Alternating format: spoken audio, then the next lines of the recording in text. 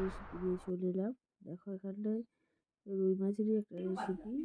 রুই মাছ আলু দিয়ে একটা দম হয়েছে, সেটাই শেয়ার করছি। এখানে 4 পিস মাছ আছে, একটা মাছের মাথা আছে, আর 3 পিস মাছের যে পেটের মাছ হয় পেটি আছে।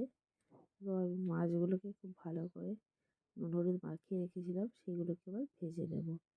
যখন কম মাছ থাকবে এরমভাবে আলু দিয়ে দম মতো রান্না করলে খেতে খুবই ভালো লাগবে, সেটাই শেয়ার করলাম।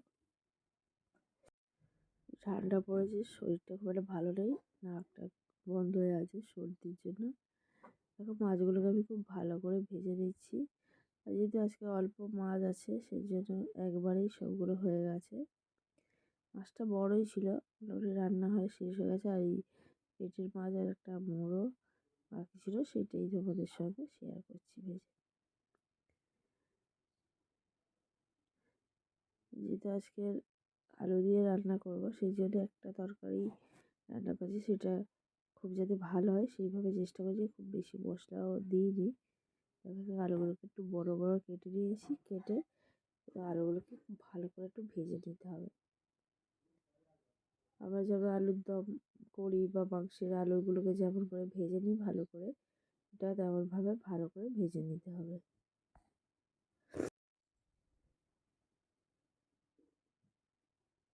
বন্ধুরা দেখো এখানে আলুটা অনেকটা ভাজা ভাজা হয়ে এসেছে, আর একটু ভালো করে লাল করে ভেজে নেব। এই সময় লবণ আর হলুদ দেওয়া যায়, কিন্তু আমি দিইনি, একেবারে তরকারিতেই দেবো। দেখতে পাচ্ছ অনেকটা সুন্দর করে ভাজা হচ্ছে, লাল লাল হয়ে গেছে। দেখো এখানে ভাজাটা কমপ্লিট হয়ে গেছে। এবারে আমি আলুগুলোকে তুলে নিচ্ছি। এবার যে তেলটা আছে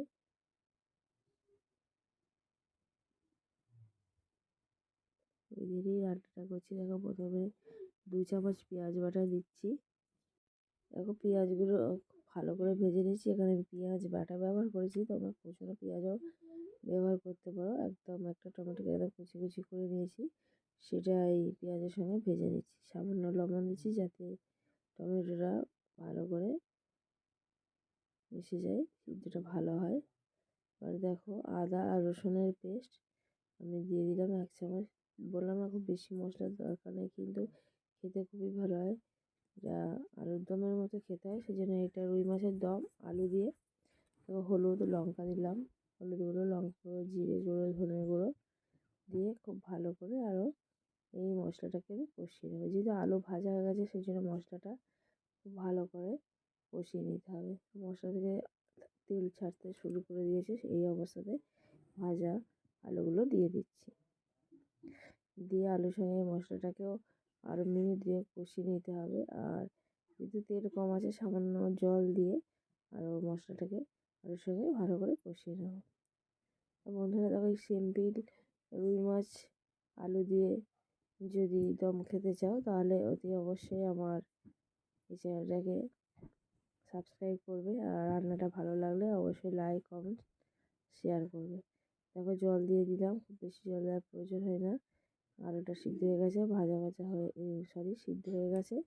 দেখে নিলাম অনেক তো কিছুটা বাকি আছে। এই অবস্থায় আমি ভেজে রাখা মাছগুলোকে দিয়ে দিচ্ছি।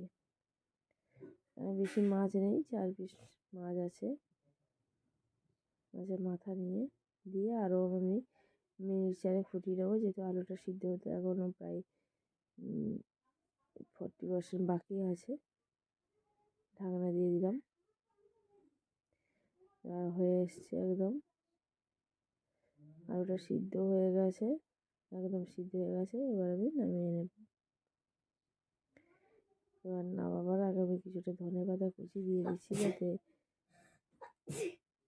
তরকারিটা খেতে খুবই ভালো লাগে। আর একটু গরম মশলা দিলে আরও বেশি ভালো লাগবে, কষা কষা মাংসের মতো মনে হবে।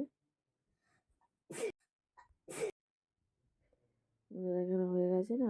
দেখো যদি রুই মাছ দিয়ে আলুর দম খেতে চাও তাহলে অতি অবশ্যই আমার এই রেসিপিটাকে লাইক করে দিও, আর অবশ্যই শেয়ার করো। বন্ধুরা আজকের রেসিপি আমার এই পর্যন্ত। আবার নতুন রেসিপি নিয়ে তোমাদের সামনে চলে আসবো। ততক্ষণ তোমরা ভালো থেকো, সুস্থ থেকো। আর ভিডিওগুলো দেখার জন্য তোমাদের কাছে অনুরোধ করছি।